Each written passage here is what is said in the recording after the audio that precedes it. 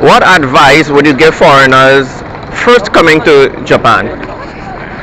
My advice would be treat it a little bit like visiting Disneyland. It's very clean, it's very safe, so have fun. But at the same time, it's you're not going to see the tunnels under the park. There's kind of like another side to Japanese society for Japanese people. So enjoy it, but don't really try to integrate into it, if that makes sense. Obey the rules, enjoy yourself. Do you think it would be easy for foreigner to become Japanese in Japanese society? I actually know some foreigners who have become Japanese, got Japanese citizenship. They're an extreme minority. So again, just keeping with my earlier advice about just enjoy the very pleasing superficiality of it.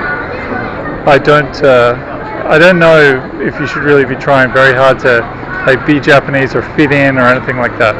There's a phrase another foreigner friend of mine likes to use, which is gaijin power, which is there's a bit of a different expectation for non-Japanese people here. So yeah, you should make the most of that. In that you can kind of bend the rules a little bit, as long as you don't push them to the point of breaking. Yeah. What are things you wish you knew about Japan before coming?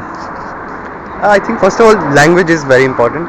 You need to have a little basic conversational thing that you should know, like welcome, how are you, if you want to find direction. True. So little basic Japanese it's required. Other than that, I think food also. I come from India, so we don't usually eat non-vegetarian food. Like for me, it was the case. So you need to find like vegetarian food is not that like handy here. You vegetarian? Not really. Right. But I don't eat non-veg like regularly. But after coming here, I had to. It was not very convenient for me. So I think other than that, Japan is good. I think so. It's all good. Yeah. In a cultural aspect, from India in comparison to Japan, what is something you noticed was extremely different? Like everything. Like Japan do almost everything in a proper way. It has to be like manual, like this and this and this. Right. So you cannot be like informal. So if like you cannot leave trash anywhere. So you have to collect it in your bag and then you have to take it out somewhere. That's So true. yeah. So, for example, in my country, when we go to the bank, we don't need a hanko.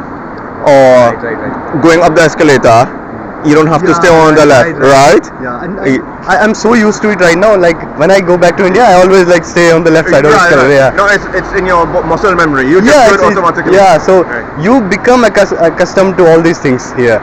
But it's good. It's good. How many years have you been here? It's been more than 1 year.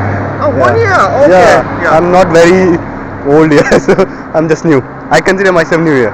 And do you speak Japanese? No, not at all. Just a few words, but I wish I know it, but I'm trying. Okay, one last question. What things about Japan you think India could learn from? I think many things like the politeness. Being polite. Yeah, it's so the language they speak. It's so polite, so sweet.